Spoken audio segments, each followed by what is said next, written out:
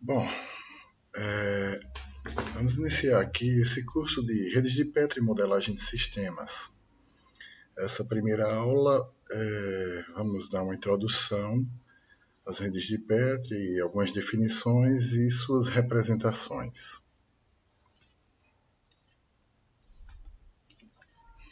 Os objetivos desse curso têm como objetivo geral permitir ao aluno o conhecimento das redes de Petri e da modelagem de sistema por meio delas. E os objetivos específicos: conhecer as redes de Petri, entender sua dinâmica e propriedades, além de aprender a modelar os sistemas. Como bibliografia geral, temos essa sequência de livros que vão estar descritas estão na descrição desse vídeo.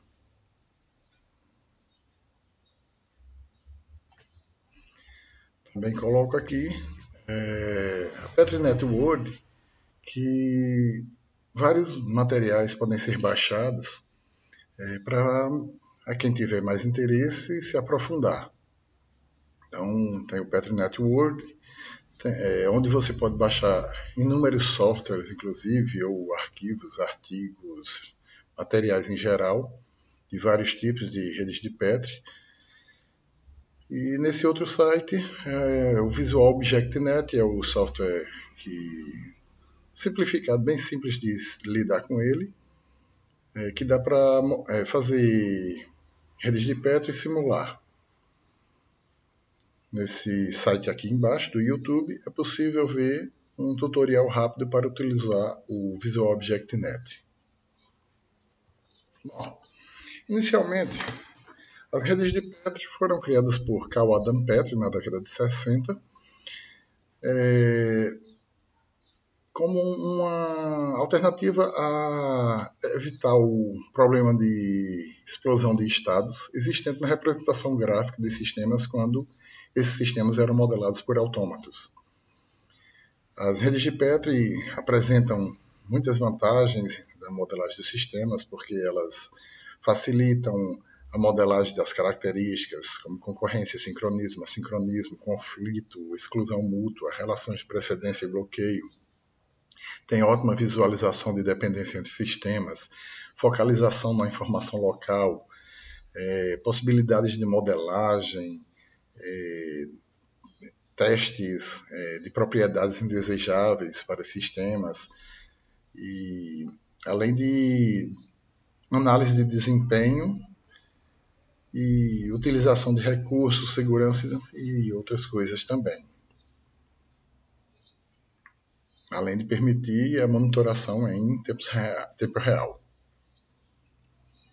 Bom, inicialmente, a rede de Petri são grafos direcionados, bipartidos e ponderados que apresentam em sua estrutura uma marcação inicial e têm uma dinâmica associada.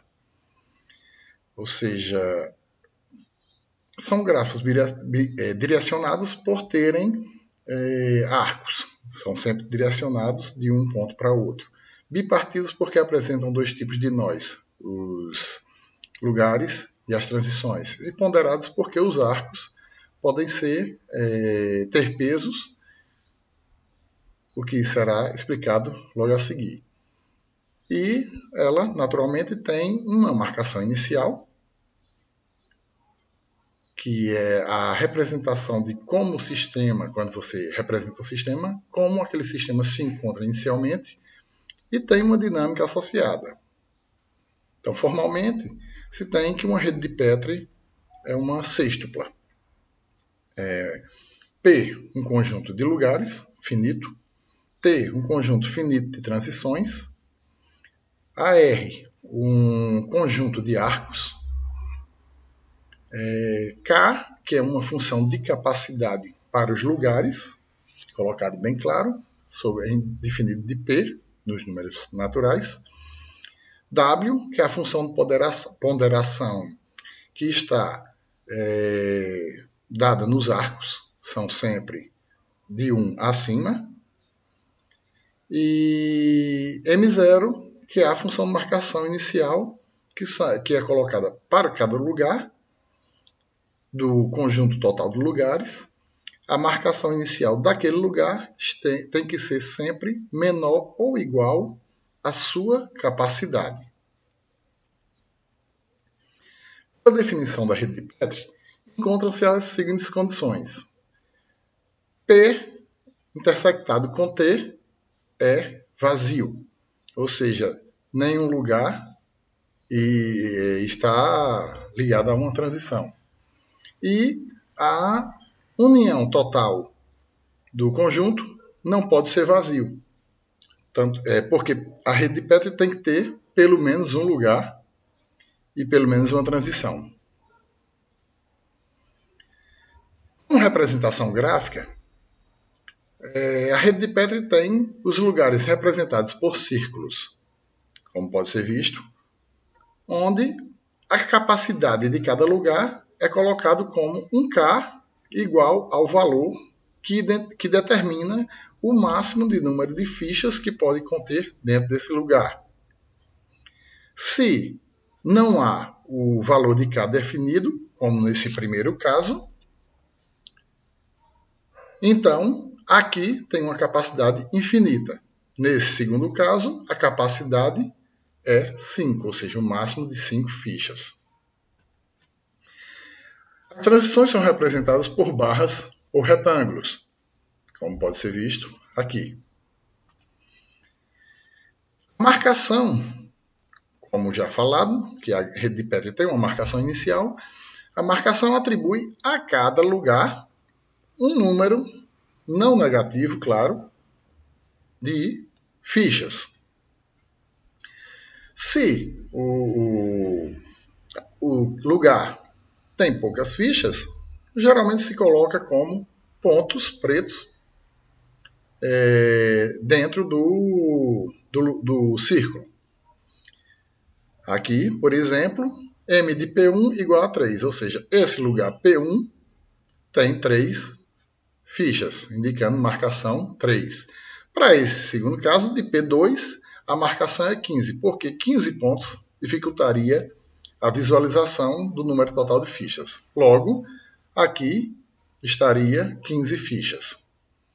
Então, a marcação é definida através de um vetor M, um vetor coluna, onde vai ter o número de fichas de cada lugar.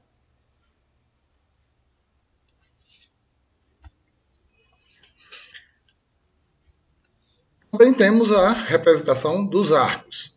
Os arcos são sempre direcionados de um lugar, como se pode ver aqui, para uma transição, ou de uma transição para um lugar. Nunca de um lugar diretamente para outro lugar, ou de uma transição para outra transição. E cada arco tem um peso indicado que representa, como a gente vai ver, o número de fichas que ele vai retirar ou colocar no lugar. Aqui nesse caso, o arco tem um peso 2, indicando 2 arcos em paralelo. E aqui, o arco não tem determinação de peso, então, naturalmente, ele tem peso 1 por definição. A marcação, no caso desse exemplo de rede de Petri, seria 4, 0, ou seja, 4 fichas em P1 e 0 fichas em P2. Um exemplo aqui, podemos dar, é, de acordo com a definição, essa rede de Petri. Tem P, o conjunto P, 4 lugares, P1, P2, P3, P4, 3 transições, T1, T2, T3. Os arcos são de P1 para T1, de P1 para T2, P2 para T1, P3 para T2, P4 para T3, T1 para P3, T2 para P2, T2 para P4 e T3 para P2.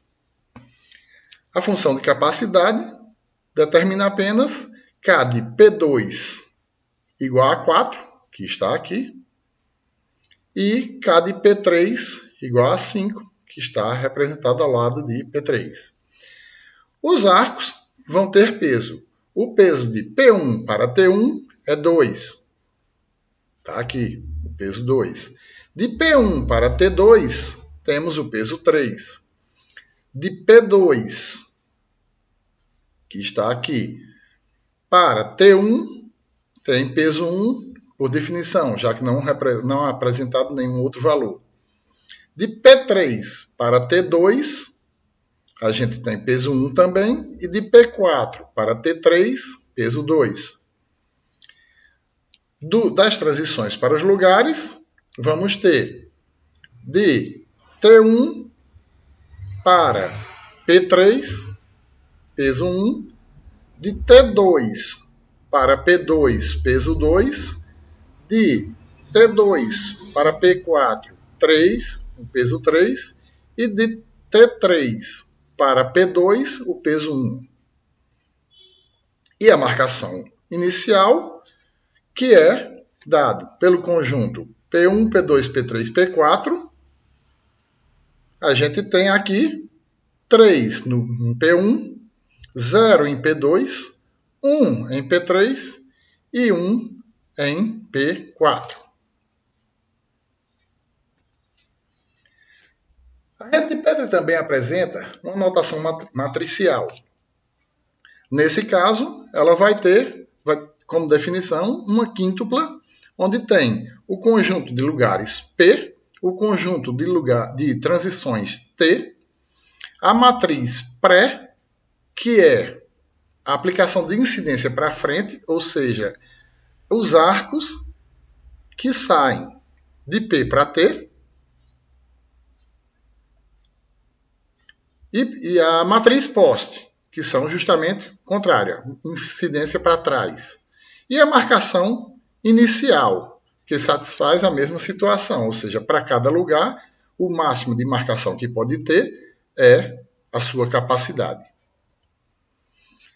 As matrizes pré e poste apresentam as informações a respeito dos arcos da rede de Petri, ou seja, pré-P ponto e poste P ponto são as linhas associadas ao lugar P.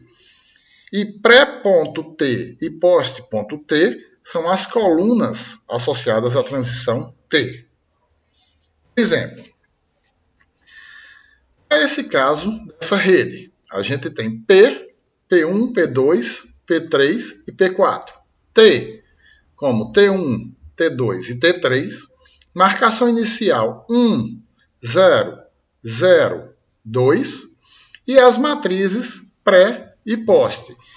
De P1, T1, a gente tem 1, ou seja, o arco de peso 1. P1 para T2 não há nada, então dá 0 aqui. P1 para T3 também não há nada. Não há um arco apontando para T3. Ou seja, os arcos que saem vão de P para T. De P2 para T1, a gente não tem nenhum arco, voltando. De P2 para T2 tem um arco que sai de P2 para T2. E de P2 para T3, nenhum arco. De P3 para T1, não há nenhum arco. De P3 para T2 também não sai nenhum arco, de P para T. E sai um arco de P3 para T3, então está aqui 1. De P4, a mesma coisa. 1 sai para T1, como se pode ver aqui. Nenhum sai para T2 e nenhum sai para T3. Então, fecha a matriz pré. A poste, justamente que vai de T para P. De T para P, de T1 para P1 não tem nenhum arco. De T1 para P2 existe um arco. De T1 para P3 não existe nenhum arco. E de T1 para P4 também não existe nenhum arco. De T2 para P1 também não existe nenhum arco apontando. De T2 para P2 também não existe nenhum arco.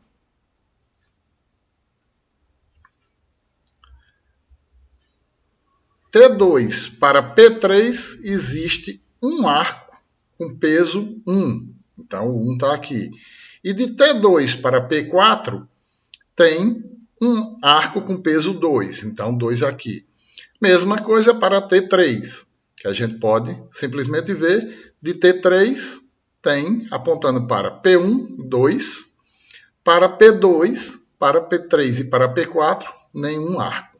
Então, essa rede é representada por essa forma matricial. Também temos a matriz de incidência, que é uma matriz de inteiros, n por m, ou seja, n transições e m lugares.